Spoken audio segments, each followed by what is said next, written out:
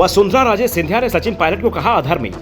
बिना नाम लिए वसुंधरा का पायलट पर निशाना। सतीश पुनिया पर भी निशाना, बोली अपने हो सकते हैं पराए।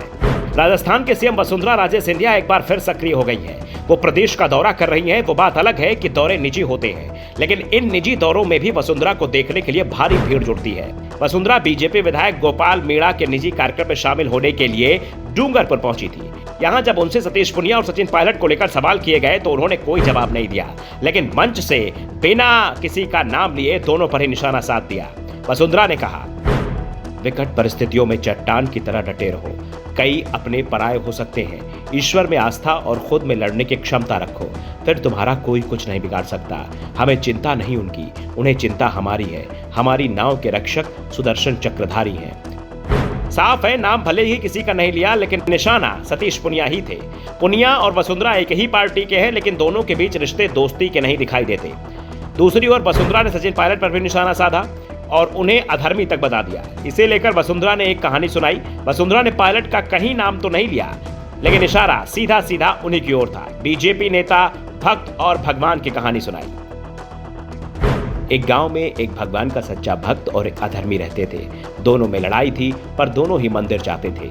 एक दिन अधर्मी ने पुजारी के कान में कहा कि पिछले दिनों मंदिर से जो गहने चोरी हुए थे वो उसे दूसरे व्यक्ति ने चुराए थे।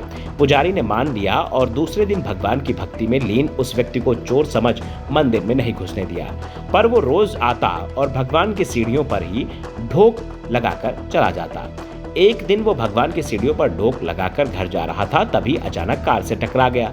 घर आकर वो भगवान की तस्वीर के सामने बैठकर कहने लगा, भगवान, धर्म की राह पर चलने वालों पर इतने संकट।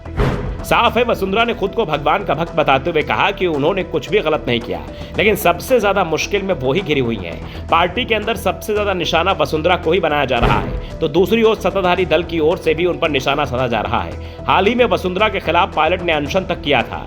वसुंधरा ने कहानी का आखिरी हिस्सा भी सुनाया, जिसमें भगवान भक्त के सामने आते हैं और बताते हैं कि उसका जीवन समाप्त हो चुका था, लेकिन उसकी भक्ति ने उसे बचा लिया। जबकि जो अधर्मी था उसकी किस्मत में राजयोग लिखा हुआ था, मगर उसने मेरे भक्त पर झूठा आरोप लगाकर उसको परेशान किया, इसलिए अब उसे कभी भी राजयोग की प्राप्ति नहीं होगी। चाहे वो कितने ही झूठे आरोपों का सहारा ले ले, कितना ही षड्यंत्र रच ले, कामयाबी अंत में तुम्हारी ही होगी। साफ है, वसुंधरा ने पायलट के अनशन में उन पर लगाए सभी आरोपों को झूठा बताया है और दावा कर दिया है कि आखिर में जीत किसकी होगी। वसुंधरा अपनी जीत का दावा कर रही है, लेकिन ये इतना आसान भी नहीं दिखाई दे रहा है और वसुंधरा को भी इस बात का एहसास है कि लड़ाई पार्टी के अंदर ज्यादा मुश्किल है। पार्टी के लगभग सभी गुटों ने उन्हें रोकने के लिए हाथ मिला लिया है। राजे चाहती हैं कि चुनाव से पहले उन्हें सीएम उम्मीदवार घोषित कर दिया जाए। दूसरी ओर वसुंधरा विरोधी गुट पीएम मोदी के चेहरे पर चुनाव लड़ने की बात कह रहा है और अभी तक संकेत इसी बात के मिल रहे हैं कि बीजेपी राजस्थान में सीएम उम्मीदवार घोषित नहीं करेगी, और ऐसा होता है तो फिर वसुंधरा की राह बेहद मुश्किल हो जाएगी, क्योंकि फिर चुनाव के बाद अगर बीजेपी को सत्ता मिली तो सीएम उसे ही बनाया जाएगा जिसके नाम पर हाईकमान मुहर लगाएगा,